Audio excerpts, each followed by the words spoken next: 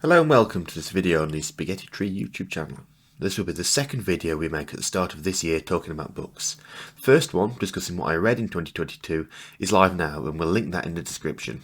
This video, though, is about what is on my shelf for 2023.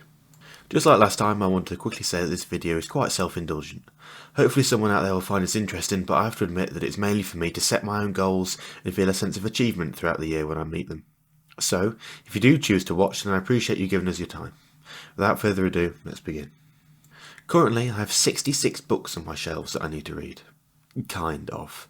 Some are omnibuses, omnibi, I don't know what the plural is, with multiple novels within them, but I count an omnibus of 3 books as 3 books, rather than just one big one. In that same vein, some of the books are also really small, but I'm sure they have a great personality, because usually the best things come in small packages. I mean, who wants a book this big anyway, right? Right? 66 books is a lot. I'm very aware of this fact. I'll put some of the books that I have to read on the screen now whilst I talk. I don't think I'll get through all of them, but I'll certainly give it a go. I'm going to only allow myself to buy one book for every 2 that I read, so I'm gradually whittling down the numbers. I'm hoping that this will allow me to work my way through some of these books, because there are some of them that I'm really looking forward to reading, that I just haven't had the time to yet. Also, there are many books that have a big list on my computer that I want to buy, so that's an incentive too. Let's have a look at some of the books that I'm looking forward to reading this year that I currently own then.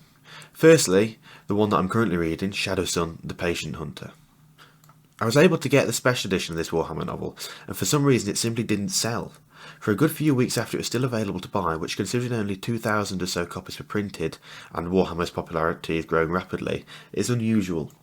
Perhaps it's because the Tau are not one of the most popular races, and people might not have just cared enough to read about them. Regardless, I have to say that those people are missing out. Not only does this edition look pretty nice with that light blue colour, the story is very interesting. It's fascinating to see concepts within Warhammer that I'm so familiar with viewed through the perspective of a naive alien race, and how they haven't yet accepted the horrifying truth of the universe. I'm enjoying it so far. The action is good, the talky bits are interesting, and the whole book uses the Tau's alien nature to its benefit, highlighting their thinking, methods of fighting, and technology to give it a refreshing perspective. I also want to read some more non-fiction too. So also being read at the moment, actually at the time that I'm recording this I've finished it, is How Not to Write a Novel. Though it's difficult to read all in one go, which I find most, if not all, non-fiction books to be like this, it's a very good and useful and very witty book. I like the introduction and the way that they frame the book. How they talk about how if you got all of the authors in the world together and got them to come to a consensus on what you should do when writing a book, the only things that they will be able to agree on is what not to do, and that is what is in this book. I would definitely recommend it for anybody who wants to write and get something published in the future. And because of that, I'm thinking about using some of what it discusses as a basis for some videos. They will be a little bit further down the line though, once I've done a bit more research. There are a few other non-fiction books that I own too, such as Tank War and The Battle of the Bulge, but I'm sure that once I've read enough books to let me buy some more, I'm going to be getting some more that talk about how to write properly. With Dan Abnett's conclusion to the Siege of Terra coming out this year, and me being desperate to read it when it comes out, I first need to catch up with the story. This means first reading all of the Siege of Terra books, and then reading the last 2 Horus Heresy books that I have. Though these 2, The Path of Heaven and The Master of Mankind, aren't the last 2 in the entire Heresy series, many aren't in print anymore, and to buy them second hand is ludicrously expensive, so I'm only reading what the community has considered essential reading to understand the events of the Siege. Also, I really like The White Scars, so I want to carry on reading their story arc, which started with Scars, which was another book that I read last year. The Master of Mankind really then is that essential book, which I've heard pretty much only good things about. I'm very much looking forward to reading these books and being able to move on to buying and reading the Siege of Terra novels. 2 more books that I own that I've also heard nothing but good things about are the Twice Dead King duology. I have these in their really nice special edition formats, and so far I've neglected them. These are supposed to be excellent because they are written from the perspective of the Necrons, a race of soulless robotic aliens, the leaders of which command legions of unthinking soldiers, and are based loosely upon Egyptian dynasties and pharaohs. This gives them an entirely different way of thinking, and I'm looking forward to seeing how author Nate Crowley shows this in his writing. Non-Warhammer books are also something that I want to read more of this year. I know that I need to diversify the novels that I consume, and I'm going to make a conscious effort to do so during this year. One novel that I'm particularly excited about reading is one that my fellow Spaghetti Tree member Sam, who typically edits these videos and will hopefully do some work of his own soon, got me for Christmas. That book is Heat 2. I didn't even know that this book existed. It was published in 2022 and is a direct continuation of the 1995 film, whilst also looking at some events that happened before the film too. Heat is one of my top 3 favourite films of all time, and I cannot wait to see how this book expands the world and the characters that it created.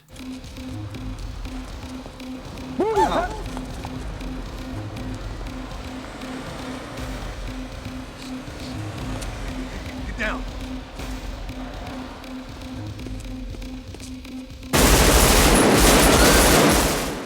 I also want to read more of my omnibuses, in particular the ones that I have started but haven't yet finished. Namely, these are the first Uriel Ventress omnibus, Undeath Ascendant, and the first Beast Arises omnibus. I have to admit that the last one I can't really be bothered to read. That's simply because there are 2 more that follow it, but neither in print anymore, and it'll annoy me when I can't get my hands on those copies to continue the story. I've also heard that the Beast Arises books aren't really that good, but that remains to be seen. I'll make my own judgment on that.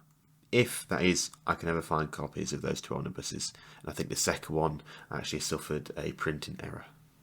There are, of course, a few books I don't own but I also want to read. As I said before, the entire Siege of Terror series are a few of those. If you've watched a few of our videos then you've probably come to realise that I love Warhammer, especially Warhammer 40,000. I can't wait to read about the final confrontation between the Emperor of Mankind versus the chaos-corrupted Warmaster Horus Lupercal that we can look forward to in Dan Abnett's The End and the Death, which will be released in multiple volumes. However, of course to be able to read that I need to catch up with that series. More science fiction that isn't Warhammer is on the list too. In particular, I need to read more science fiction that is historically relevant, particularly because that is relevant to a university project that I'm doing, as well as some ideas that I have for Spaghetti Tree videos later on down the line. I do want to make room for some contemporary novels too though, and I've been eyeing up some stuff by Adrian Tchaikovsky. I'm really sorry for butchering his name. For non-fiction, I want to read the book You've Got Red on You, which is a book about how the film Shaun of the Dead got made. I got it for Sam for Christmas and may or may not have read the first chapter and then decided that I also wanted to own it ASAP, just because it seemed really good, interesting, and also because we want to expand Spaghetti Tree and do some short films and skits relatively soon. This will also help me achieve my goal of reading more widely. Finally, I want to round up by talking about a small handful of books that are coming out this year. These are exclusively Warhammer novels because there is a Black Library celebration upcoming where they've previewed a good few novels I'm interested in. The first is a 5th book in the Dawn of Fire series, The Iron Kingdom. I'm hoping to pick it up in its limited edition form to go with the 4 that I already have on my shelf. The series so far has not been received too well by the Warhammer 40k fandom, but personally I've enjoyed it, and especially the first 2. I don't know why, but I really enjoy reading about the logistical side of war, and to see the stuff in the background behind one of the largest military expeditions launched by humanity ever is really cool. Of course, in fiction. Boring stuff for some, I suppose, but I just find it fascinating and satisfying to read about everything slotting into place so that Roboute Guilliman can successfully launch his Indomitus crusade. Another one is the next book in the Warhammer 40k character series that is about the most mysterious character in the entire setting, Cypher. Even his name is an enigma. Set during the days when the greatest warp rift ever to Warhammer's hell split the sky, sending demons to materialise in the streets of humanity's birthworld, while Cypher escapes one of the most secure prisons that humanity has ever created. Yes please, I like the sound of that. It's a story that has existed in the lore for a few years now, but never really got fleshed out beyond a paragraph or so in a lore book that wasn't on sale for that long. To see it take the form of an entire novel is something really cool to see. Hopefully I'll be able to get its sexy special edition too. Last but certainly not least is one book that hasn't even been previewed yet, but I'm hoping that it will be soon. That book is Pandemonium, the final book in the Beckwin trilogy, and by extension the larger Inquisitor cycle by Dan Abnett. Another thing that I'm sure some of you might have noticed by now is that Dan Abnett is my favourite author.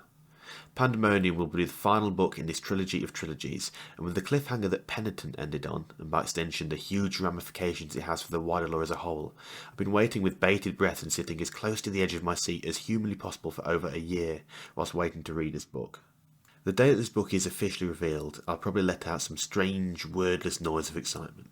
Yes, I am that excited, and you should be too. On that note, that is where I want to end this video. If you made it this far, thank you for sticking around to listen to my self-indulgent ramblings. Surely you must have something better to do, but I'm ever grateful for your time. If you like, please put some of the books that you're most excited about reading this year in the comments, as well as some recommendations that you have. My reading list is, well, getting out of control at this point, but there's always room at the end of it for new stuff. Thank you very much for watching then, and I'll see you in the next video.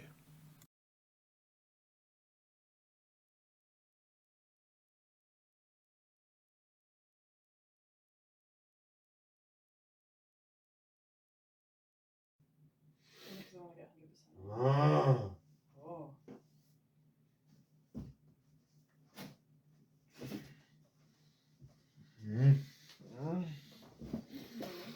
Papi, senor, papi. Oh, it's been recording this entire time. Sam can have that. Fuck you.